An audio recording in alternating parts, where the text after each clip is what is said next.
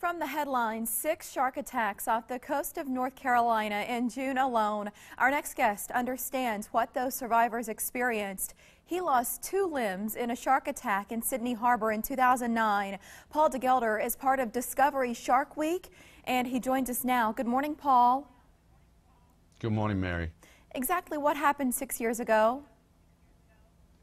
I was taking part in a counter-terrorism exercise. I was what's called a clearance diver in the Australian Navy, which is basically a bomb disposal diver. And I was in a place that I'd swum and dived 100 times before in Sydney Harbour. It's very close to the Opera House and the Sydney Harbour Bridge. And I was on my back, just kicking my legs, and a bull shark came up from underneath me and grabbed me by the hamstring and the hand. I tried to fight it off, but ultimately I was useless. I was at its total mercy, and it removed my hamstring, removed my hand. It nearly killed me, but luckily I had some mates in the safety boat, and they provided first aid, kept me alive, and I'm still here. What amazes me is how you've spent your life since 2009, and you continue to dive with sharks. What have you learned about them and about yourself?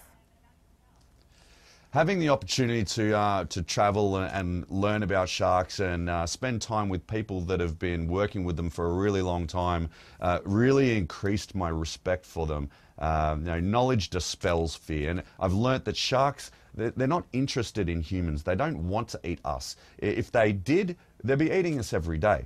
And not that many people die from a shark attack. We kill 100 million sharks a year, and probably 7 people in the whole world die every year from a shark bite. But it's just fascinating to spend time with these amazing animals, to have the opportunity to make Shark Week documentaries and share this love and respect with the world. You are featured in the special Bride of Jaws, part of Shark Week. What is this about? Last year, a huge great white shark, the biggest great white shark ever tagged in Australian waters, went missing. So the tag failed after a little while, and so we set out on this crazy adventure with me and Andy, my co-host from last year's Great White Matrix, to find her.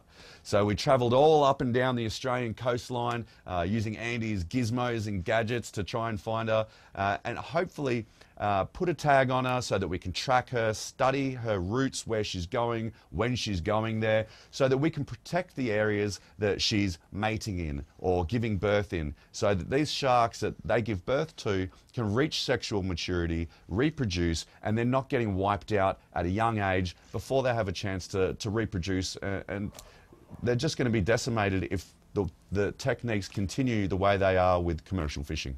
Shark Week has become a cultural phenomenon. If I think about when it first started to what it is today, how do you explain the deep fascination we have with sharks today?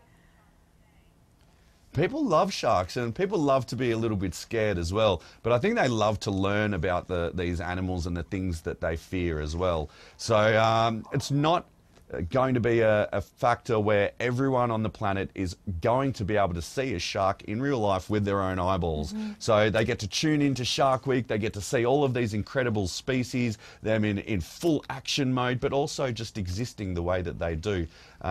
I think people have an innate fear of being eaten alive as well, so it's a little bit of a morbid fascination.